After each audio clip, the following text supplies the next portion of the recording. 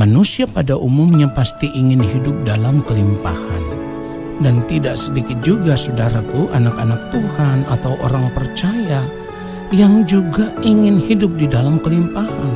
Tentu hal ini terjadi karena selama ini mereka sudah terlanjur menerima pengajaran yang salah tentang kelimpahan di dalam Tuhan.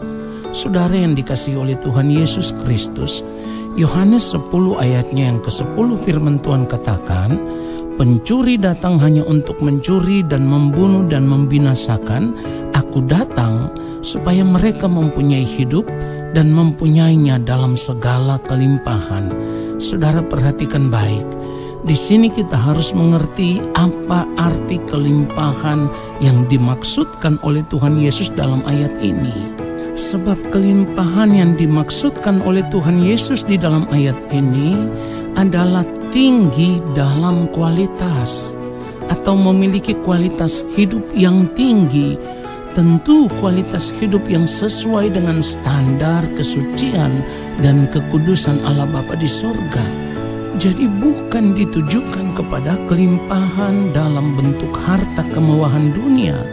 Nah, oleh sebab itu sebagai orang percaya kita harus terus bertumbuh di dalam Tuhan supaya kita bisa mencapai standar kelimpahan yang Tuhan maksudkan. Dalam hal ini, kebahagiaan hidup dalam damai sejahtera Allah, kesucian dan kekudusan hidup seperti Allah Bapa di surga yang melingkupi seluruh keberadaan hidup kita, maupun hikmat dan pengetahuan yang dianugerahkan kepada kita, supaya kita bisa menggunakan semua itu hanya untuk hormat dan kemuliaan nama Tuhan.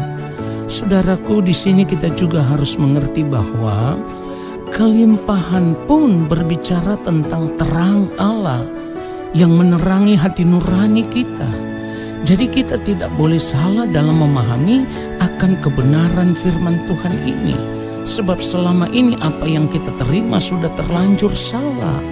Di mana kata kelimpahan di dalam Yohanes 10 ayat 10 ini selalu dihubungkan dengan kelimpahan harta duniawi. Saudara yang dikasihi oleh Tuhan Yesus Kristus, perhatikan baik. Bagaimana mungkin kelimpahan dalam ayat ini kita artikan sebagai kelimpahan dalam harta duniawi kalau Tuhan Yesus sendiri mengajarkan kepada kita untuk tidak mencintai dunia ini, untuk tidak mengingini dunia ini dengan segala kesenangannya. Jadi sekali lagi kita harus sungguh-sungguh mengerti akan kebenaran ini secara benar. Secara benar. Sekali lagi saya katakan secara benar. Kalau tadi sudah dikatakan bahwa kelimpahan itu juga berbicara tentang terangnya Tuhan dalam hidup manusia, maka itulah yang dimaksudkan firman Tuhan di dalam Yohanes 1 ayat 4 sampai ayatnya yang kelima. Dalam Dia ada hidup dan hidup itu adalah terang manusia. Terang itu bercahaya di dalam kegelapan dan kegelapan itu tidak menguasainya. Kemudian kalau kita periksa di dalam 2 Korintus pasal yang keempat mulai ayat yang ke-6, firman Tuhan katakan, sebab Allah yang telah berfirman, dari dalam gelap akan terbit terang. Ia juga yang membuat terangnya bercahaya di dalam hati kita, supaya kita beroleh terang dari pengetahuan tentang kemuliaan Allah yang nampak pada wajah Kristus. Kemudian kalau kita lihat di dalam Matius pasal yang kelima ayat 16, firman Tuhan katakan, demikianlah hendaknya terangmu bercahaya di depan orang, supaya mereka melihat perbuatanmu yang baik dan memuliakan Bapamu yang di sorga. Saudaraku, jadi kelimpahan yang dimaksudkan di sini adalah bagaimana kita bisa memiliki kualitas hidup yang tinggi sesuai dengan kehendak Tuhan. Dalam hal ini, dari hidup kita harus nampak terang Tuhan, di mana hati kita dipenuhi dengan kebaikan, kebenaran, kesucian, dan keadilan, yang semuanya itu adalah gambaran dari pribadi Tuhan sendiri yang harus nyata dalam hidup kita.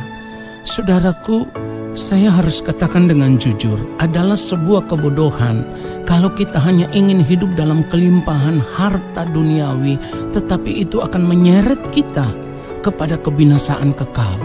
Sebaliknya, bila kita hidup dalam kelimpahan yang memiliki kualitas hidup yang tinggi, hidup dalam standar kebaikan, kebenaran, kesucian, keadilan Tuhan, maka itu akan menjadi terang kehidupan yang akan menuntun kita sampai masuk ke dalam kerajaan Allah Bapa di sorga untuk menikmati kemuliaan kekal yang Bapa sediakan bagi anak-anaknya yang hidup berkenan di hadapannya selama masih hidup di dunia ini.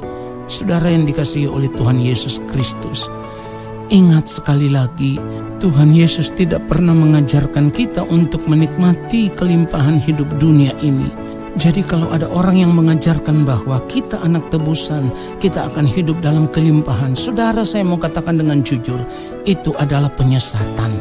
Ingat, itu adalah penyesatan. Firman Tuhan katakan di dalam 1 Yohanes 2 mulai ayat 15-17, janganlah kamu mengasihi dunia ini dan apa yang ada di dalamnya. Jikalau orang mengasihi dunia ini, maka kasih akan Bapa tidak ada di dalam orang itu. Sebab semua yang ada di dalam dunia, yaitu keinginan daging dan keinginan mata serta keangkuhan hidup, bukanlah berasal dari Bapa, melainkan dari dunia.